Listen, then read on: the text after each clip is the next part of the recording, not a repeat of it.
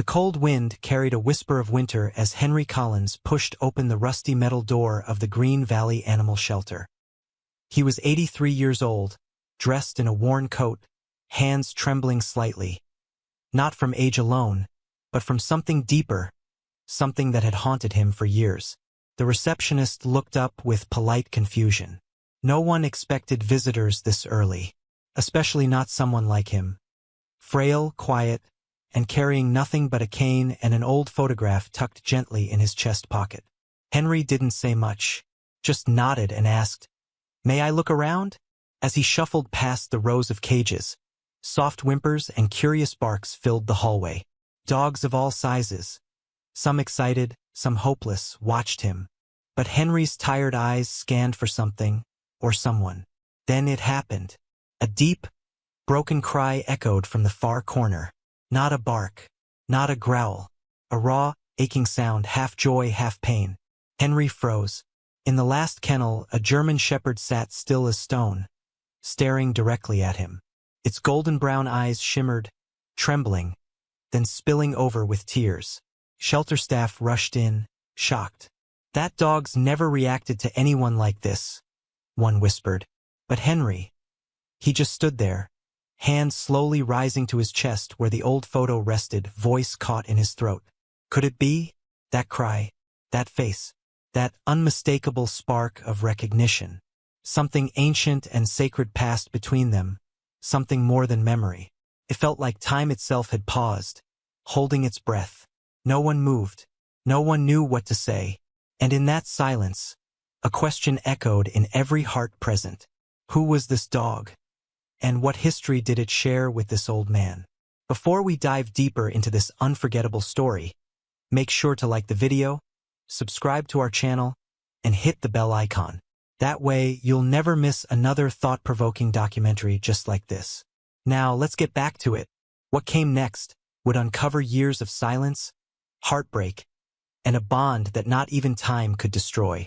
But to truly understand it, we need to go back to the beginning. Back to the part of Henry's life he thought he had buried forever. Take a second. Let us know what corner of the world you're from. Your comment connects hearts across oceans. If this story stirred something in you, like and subscribe, so this ripple of hope can reach even further. 40 years earlier, Henry Collins was not an old man with a cane. He was a soldier, a strong, proud man stationed at Fort Kinsley, a quiet military base tucked away in the heart of Montana. Back then, the world felt heavier, filled with orders, missions, and the echoes of gunfire in the distance. But for Henry, it was a German shepherd named Ranger that kept him human. Ranger wasn't just a military dog. He was Henry's partner, his shadow, his closest friend. From the first moment they met, Ranger just a pup trembling in the cold, Henry felt a spark. The bond they built was unlike anything else. Ranger learned fast, protected fiercely, and when things got rough, it was his soft nudge or quiet stare that pulled Henry back from the edge.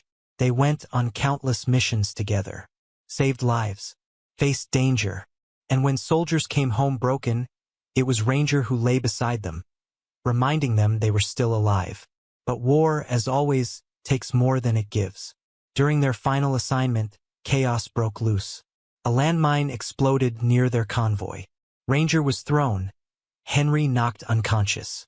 When he awoke in the field hospital days later, he asked one thing, "Where's Ranger?" No one had an answer. They assumed the worst. Ranger had been declared missing in action. Henry fought the decision. He searched, wrote letters, begged. But months turned into years. Papers were filed. And eventually, even the military forgot. But Henry never did. He kept Ranger's photo close, talked to him when no one was listening, and every night, he prayed that somewhere out there, his best friend was safe or at peace. Life moved on. Henry left the military, got married, raised a daughter, lost his wife too soon, grew old in a house that felt quieter with each passing year. But that photo, it stayed. And the hole in his heart, that never healed. He never stopped hoping, never stopped imagining. What if Ranger had survived? It sounds crazy, doesn't it? To believe a dog could survive for decades, be lost and found again? But sometimes hope defies logic. Sometimes it just holds on quietly, stubbornly, like a whisper that refuses to fade. And now, standing in that shelter, seeing those eyes, Henry felt something inside him wake up. Could it really be him? The scar on the ear, the way he tilted his head, the exact same look Ranger used to give when Henry told him it was time to go home. Henry didn't speak right away. He simply knelt, slowly, painfully, and whispered the name only one dog on earth had ever known as his own. Ranger! And the dog, he cried louder. Not from fear, not from confusion, but from something else, recognition, maybe. Relief. A broken heart being mended. And in that moment, it wasn't just Henry who felt it. The room seemed to shift. The air, heavy with something sacred. To all watching, it didn't matter how impossible it sounded. Something unexplainable was happening. Something beautiful. Back to the shelter. Shelter staff pulled out old records. Ranger, it turned out, had been rescued 3 years earlier, wandering near the edge of a small town 100 miles from the old base. Malnourished, scared, but still alive. They'd named him Buddy. No one knew his past. Until now. Henry stayed until closing that day. Ranger wouldn't leave the gate. He whimpered whenever Henry stood to go. But there were rules. Adoption paperwork. Background checks. Please, Henry said softly. He's waited long enough.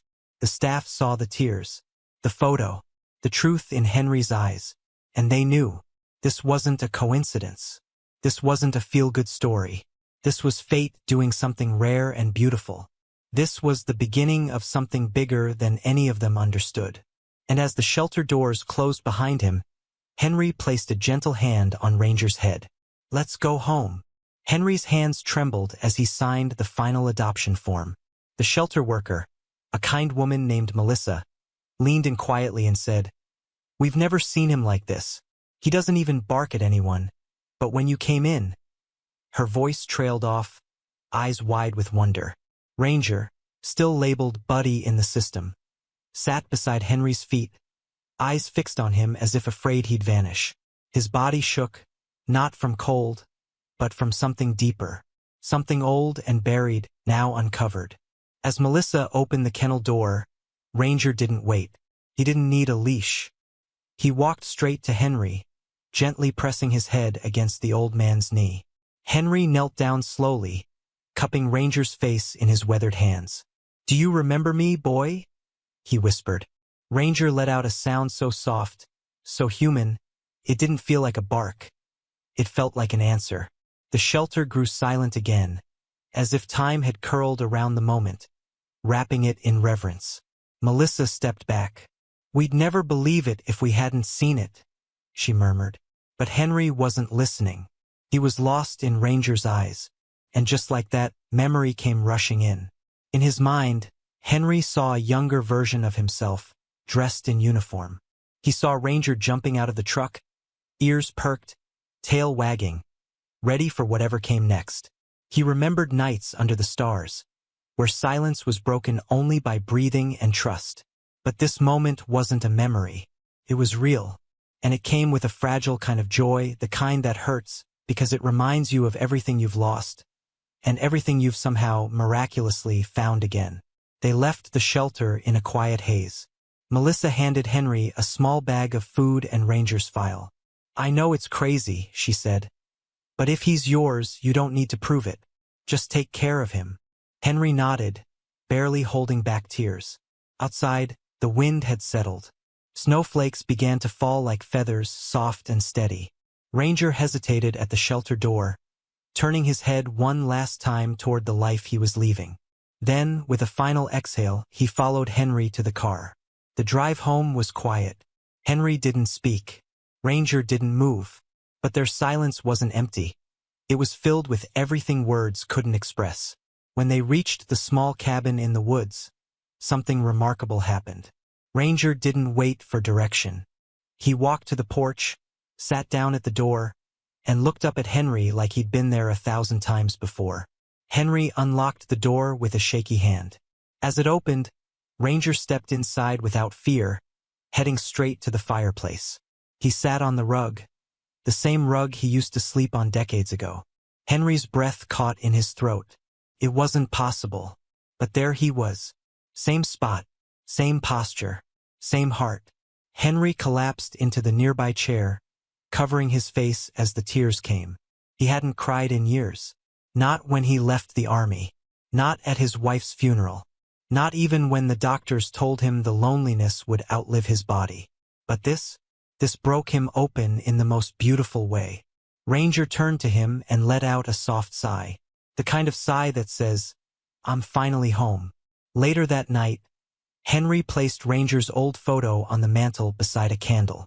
"Guess I won't need this anymore," he said gently. "You're here now." He didn't sleep much, kept waking up to check if Ranger was still there. He was curled at the foot of the bed just like the old days. The next morning, something even stranger happened. As Henry poured his coffee, Ranger walked to the cabinet and nudged it open with his nose. Inside was a tin box, long forgotten. Henry opened it slowly, confused. Inside were old dog tags, Ranger's old collar, and a letter from the military, dated nearly 40 years ago. MIA, presumed lost. Henry stared at it for a long moment. Then he laughed. Not a big laugh, just a broken, thankful one. "Guess they were wrong," he whispered. By noon, word had spread. Melissa shared the story at the shelter. A few volunteers cried. Others smiled through disbelief. But no one questioned it. Because sometimes life writes stories that make no sense, except to the people who live them. And sometimes those stories find their way home. The days that followed felt like magic wrapped in silence. Every morning, Henry woke up a little earlier, just to watch Ranger sleep. His breathing was slower now, softer, and sometimes his legs would twitch, like he was dreaming of running across wide-open fields again. Henry smiled at the thought. "Still chasing rabbits, huh?" he'd whisper. But even joy, when tied to old wounds, carries weight. One evening, as the sun dipped behind the trees, Henry sat by the fireplace, holding a faded photograph. It showed a younger him in uniform, one hand proudly resting on Ranger's head. He turned to Ranger, who was lying quietly nearby. "You know, I used to pray every night," Henry said, voice trembling. "Not for medals, not for a second chance at life, just for one more moment with you." Ranger lifted his head slowly, ears alert. Henry chuckled softly. "You always did listen better than most people." Then his face changed. The lines of age tightened. His voice dropped to a whisper. "Ranger, I didn't protect you. I left you out there." He couldn't finish the sentence. Ranger stood, walked over, and rested his head gently in Henry's lap. No sound, no bark, just warmth. Forgiveness, offered not in words, but in presence. And it broke something in Henry. Tears ran down his cheeks, spilling into Ranger's fur. "I'm sorry," he said again. "I should have never stopped looking. I should have." But again, Ranger nudged his chest, like he used to after long, dark missions. "I'm here. I'm okay." That night, as the fire flickered and shadows danced on the walls, Henry remembered something he hadn't thought of in decades. The last mission, the landmine, the chaos. He had carried Ranger in his arms that day, bleeding and unconscious. But when the medics pulled him away, they said they'd come back for the dog. They never did. And when Henry woke in the hospital, he remembered that his first question was, did Ranger make it? But nobody had answers. Until now. Somehow he had made it. Henry looked down at Ranger, now asleep at his feet. "How did you survive?" he whispered. "How did you find your way back?" Ranger didn't answer, but the wind outside, soft and steady, felt like a reply. That week, Henry took Ranger to the vet for a full checkup. Dr. Klein, a gentle man with years of experience, ran tests and looked over old records. "Well," he said finally, "he's older than we expected. Somewhere between 14 and 15 at least. He's got arthritis, fading vision, and he'll need gentle care. But," he looked up and smiled, "his heart's strong. Very strong. Henry chuckled. He always was a fighter. Dr. Klein leaned forward. You said his name is Ranger? Henry nodded. Dr. Klein paused, eyes narrowing. There was a dog by that name on a missing military list years ago. One of our interns pulled it up after you called. The details match. Right ear scar. Collar indentation. Behavior. Henry's hands trembled. You think it's really him? Dr. Klein smiled gently. I think he's waited a very long time to come home. That night, Henry opened an old box he hadn't touched in decades. Inside were Ranger's old ID tags, chewed toys, a blanket, and a medal of honor he had never accepted. He placed the medal on the mantel. For both of us, he said softly. Later, he cooked a warm stew, nothing fancy, just like the old camp meals. Ranger sat by his side the entire time, tail wagging. They ate together on the porch, watching the stars. And for the first time in 40 years, Henry didn't feel alone. He felt whole. He felt home. As they sat there, wrapped in the quiet of the woods and the memories of lives lived bravely, Henry placed a hand on Ranger's back. I thought I lost you forever, he whispered. Ranger looked up, eyes calm and full. Henry smiled. But maybe, he continued, some bonds just never break. And in that moment, something shifted. The ache inside his chest didn't disappear, but it softened. Because pain, when shared, becomes peace. Grief, when heard, becomes love.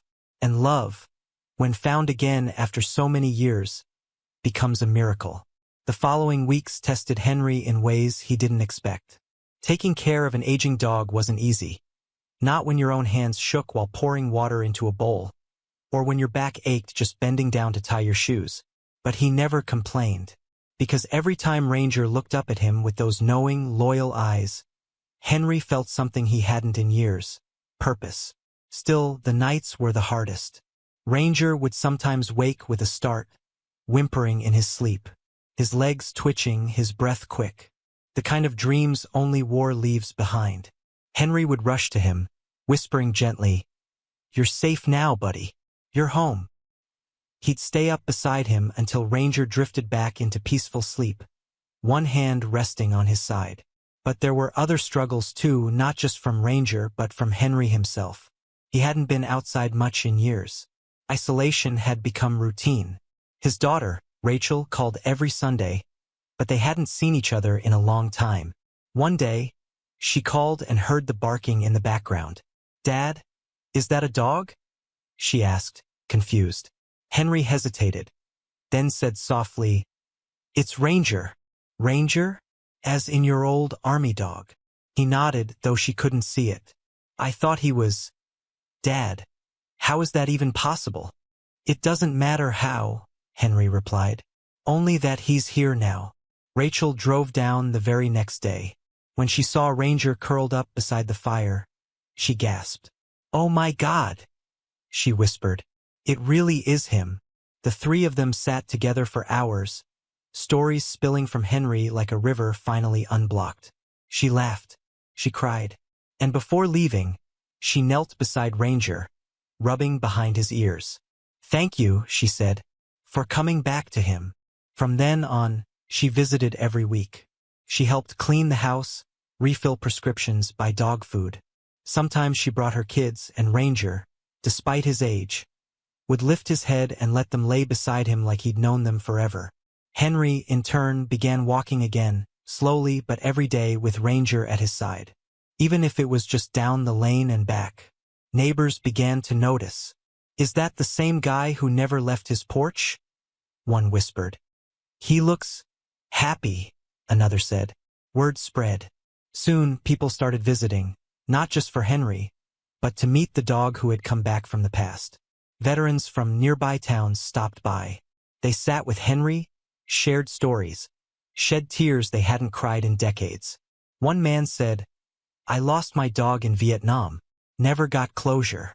But watching you two, it's like seeing hope come alive. Henry smiled gently.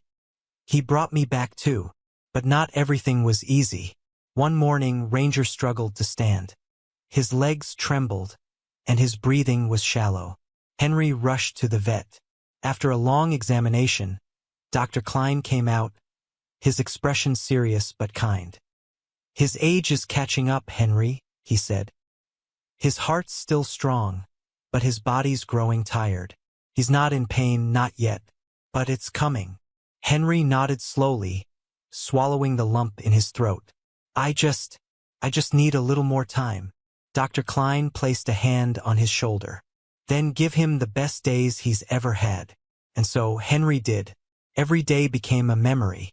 Fresh blankets near the fire, gentle music, long moments on the porch as the sun set, hand-fed meals, endless love.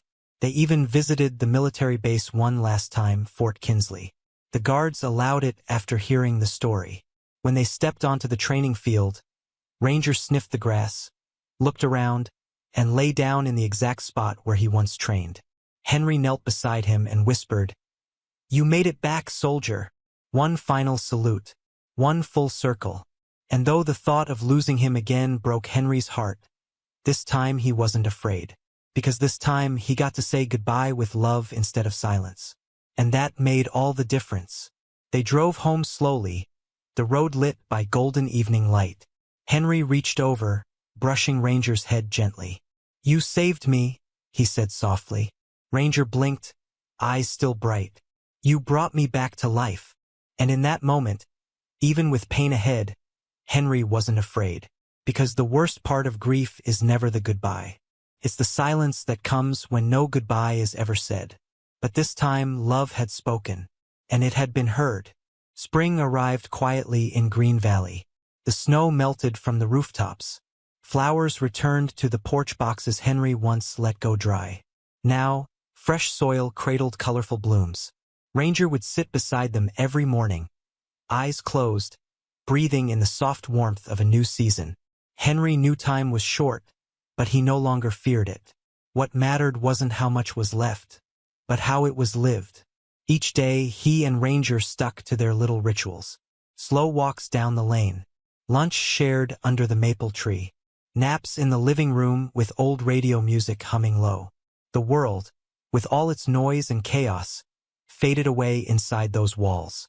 One afternoon, Rachel brought the grandkids again. They had drawn a picture of Ranger, a big dog with kind eyes and a gold medal around his neck. "He's a hero," said Ava, the youngest. "Grandpa says he's saved lives." Henry smiled and pulled them close. "He still is," he said, "in ways you can't even see." As the kids played with Ranger, Henry leaned back and closed his eyes. The sun was warm on his skin, and for a moment, everything felt right. That night, he sat by the fire with Ranger lying close. He opened the little wooden box again and took out Ranger's tags. He placed them gently on the dog's collar. "You earned these," he whispered. Ranger lifted his head one last time and looked at Henry, a look that said everything words could not. And then he rested his head again. Quiet, peaceful, home. When the sun rose the next morning, Ranger didn't. Henry didn't cry right away. He sat beside him, holding his paw, thanking him for every mission, for every year, for the second chance neither of them expected but both so deeply needed. They buried Ranger under the old maple tree. Rachel, the kids, Melissa from the shelter, and even Dr. Klein came. A small plaque was placed at the roots. "Ranger, a hero, a friend, a miracle." As people left, Henry stayed a while longer. The breeze rustled the leaves above, and the world seemed to pause for just a breath. "I thought I was rescuing you," he said softly, "but you were the one who rescued me." From that day on, Henry kept living, not just existing, but really living. He started volunteering at the shelter once a week, reading to the dogs, helping clean kennels, sharing Ranger's story with anyone who would listen. And people listened. His story reached newspapers, local radio, and finally a nationwide feature. People from around the world wrote letters, veterans, dog lovers, families who'd lost pets. They all said the same thing: "Your story gave me hope." Henry hung those letters on a board near the fireplace. And every time he passed them, he smiled. Because this wasn't just about one man and one dog. It was about healing, about not giving up on love, about remembering that no matter how long it takes, lost things can still be found, and broken hearts can still be made whole. Sometimes, the most beautiful stories are the ones the world forgot to finish. But when they're finally told, they change everything. Years later, long after Ranger was gone, a young man visited the shelter asking for Henry by name. He had lost his dog in a house fire. He hadn't smiled in months. Henry sat with him, listened, and then gently placed a hand on his shoulder. "Let me tell you a story," he said. And he did. And when that young man adopted a shy black lab named Bailey, Henry smiled and whispered to the sky, "Still working, huh, Ranger? Because some bonds never die. Some love never fades. And some souls, no matter how lost, always find their way home." Sometimes we think it's too late. Too late to heal. Too late to forgive. Too late to find what we lost. But stories like Henry and Ranger's remind us, love doesn't follow clocks. It waits. It endures. It remembers. Ranger wasn't just a dog. He was a symbol of hope, of loyalty that time couldn't erase. He showed us that even after decades of silence, reunion is possible. Healing is possible. A second chance is possible. And Henry? He thought his best years were behind him, that his story had already ended. But one day at a shelter, it began again. Right now, there are dogs in shelters waiting, not just for food or shelter, but for someone. Someone to see them. Someone to believe they're worth loving. Maybe you're that someone. Maybe this story stirred something in your heart. A memory, a loss, a hope. If it did, don't let it stop here. Let this be more than a story. Let it be a reason to act. Adopt. Foster. Donate. Visit a shelter. Tell someone about this video. And most importantly, don't ever give up on the chance to love again. If this story touched you, take a moment. Like this video, share it with someone who needs it, and subscribe to our channel for more stories that remind us what really matters in this life. Drop a comment below and tell us where you're watching from. We'd love to know how far this message travels across the world. And if you believe that every dog deserves a second chance, type in the comments, "Love German Shepherd Dog," because maybe, just maybe, someone scrolling through will read those words, and it'll be the push they need to visit their local shelter and give a forgotten soul a forever home. Thank you for being here. We'll see you in the next story. One full of hope, heart, and humanity.